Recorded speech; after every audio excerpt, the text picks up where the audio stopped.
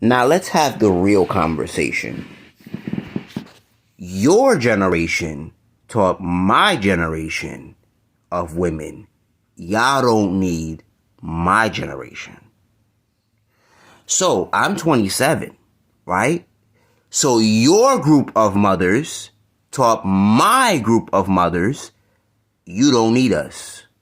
So with all due respect, and I love the fact that you've been married for 43 years, that ain't happening in our generation.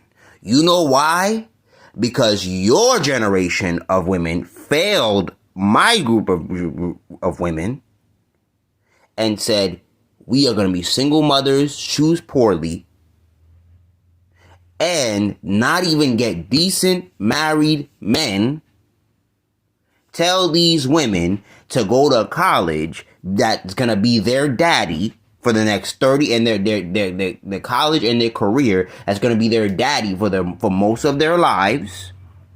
Value that over the things our grandmothers valued, which was femininity, family, love, etc., etc. Outside of them being tied to the big daddy's income, they didn't value, if we get our education, we didn't need the man.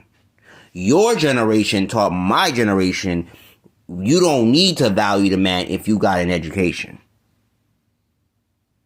So your 43 years of marriage is not common, because my parents married over 20. It's not common in my generation. And what you taught your group of women was, you don't need us.